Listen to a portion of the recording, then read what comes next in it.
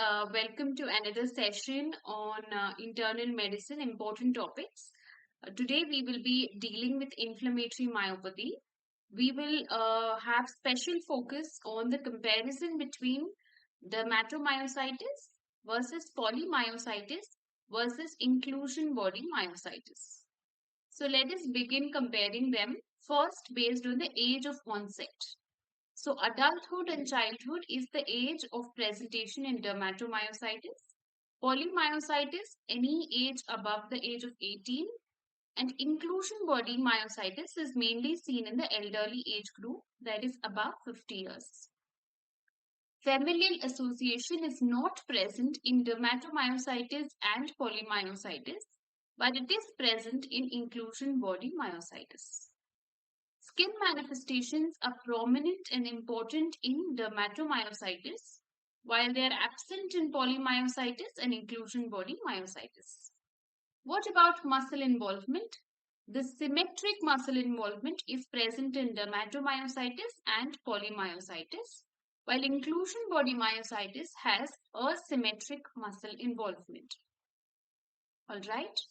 So now comparing the histopathological findings. In dermatomyositis, we have perimysial CD4+ cellular infiltrates, perivascular infiltrates, and perifascicular atrophy. What about polymyositis? Very important. It is endomysial CD8+. So remember, it is CD8+ in polymyositis, while it is CD4+ in dermatomyositis. There is also perivascular infiltrates in polymyositis. What about IBM, that is your inclusion body myositis? There is endomysial CD8+ cellular infiltrates just like polymyositis. Apart from that, what is important is there is perivascular infiltrates with amyloid inclusion bodies and rimmed vacuoles. So what is important here is this rimmed vacuoles. Alright. Association with connective tissue disease. Scleroderma and mixed connective tissue disease is associated with dermatomyositis. Okay, but all other association with connective tissue disease is present in polymyositis and inclusion body myositis. What about association with other autoimmune diseases? It is frequent in polymyositis and inclusion body, while it is infrequent in dermatomyositis. Association with malignancy present in dermatomyositis, most commonly associated with ovarian malignancy. The incidence of polymyositis with malignancy is much lesser, though it is often present. Okay, while inclusion body myositis is not associated with malignancy.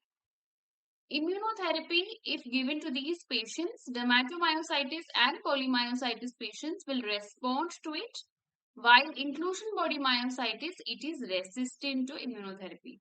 So what are the important points that you will remember in dermatomyositis is, first thing, the onset is adulthood or childhood, symmetric involvement of the muscle groups, dermatological signs in dermatomyositis, and you have CD4+ perimysial infiltrates, and it is frequently associated with malignancies, commonly with ovarian malignancy, and it is infrequently associated with other autoimmune diseases, and it is responsive to immunotherapy. So this is how you are going to summarize each of these myopathies. All right. Inclusion body, what do they frequently ask you is, they ask you whether it is resistant to therapy or not. What about their frequency of association with autoimmune diseases and the age of presentation of inclusion body myositis. So these are the 3 points that you have to remember about inclusion body myositis. Also, please remember, students, this is asymmetric involvement. So this is an MCQ that can be framed. All right. So let's focus on the dermatological manifestation of dermatomyositis. The first sign is the V sign. So what is a V sign? It is a confluent macular erythema over lower anterior neck and upper anterior chest. Next is the heliotrope rash or the eyelid erythema where you have a violaceous erythema of the upper lids, which are pathognomic of dermatomyositis. What are Gottron's papules? See, students, all of these are potential MCQs. So please pay attention to this and please revise these signs of dermatomyositis. So what are Gottron's papules? They are erythematous papules and plaques over the extensor surface of your MCP and your IP joints. These are again pathognomic of your dermatomyositis. What is the famous Scholl sign? They are confluent macular erythema over the upper back and lateral aspect of the arms. Next is your mechanics hands. These are rough, hyperkeratotic lines on the lateral and palmar areas of the fingers. Next is the Gottron's sign. See, there are two things. One is the Gottron's papules. Next, you have the Gottron's sign. So Gottron's sign are erythematous rash over the extensor surface of the joints, while papules are on the MCP and the IP joints. So Gottron's sign can be seen on knuckles, elbows, knees and ankles. So if it involves the MCP in the IP joint, then you will call it as your Gottron's papules. Other joints, major joints, elbows, knees, ankles, then you call them as your Gottron's sign. So facial rash, what you have? You have a confluent erythema in the malar distribution involving the cheeks, nasal bridge and nasolabial fold. Now you have to understand this, that the lupus malar rash spares the nasolabial fold, but the facial rash of dermatomyositis involves the nasolabial fold. So this is a difference that you have to remember. Patient might also present with scalp erythema and hair loss. Poikiloderma.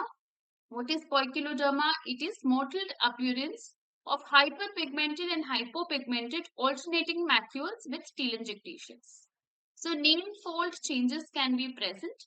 Flagellate erythema, that is linear erythema on the upper back with pruritus, and cutaneous calcinosis, that is accumulation of calcium deposits in the skin.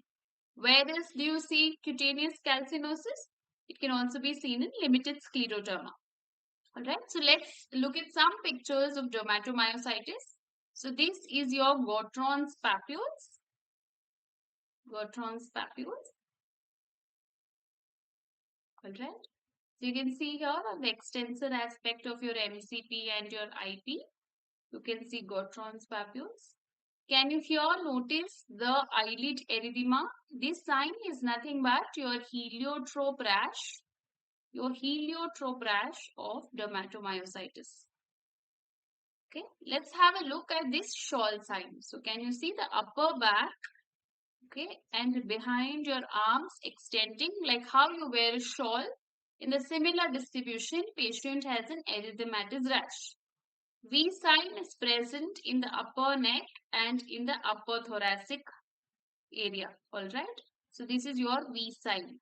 Okay, so V sign is present anteriorly and Scholl sign is present posteriorly. So today we have discussed very high yield MCQ topics. So students, please make note of these signs, especially of dermatomyositis, the differences between the various inflammatory myopathies, and keep revising them. Alright. If there are any doubts, feel free to post your questions.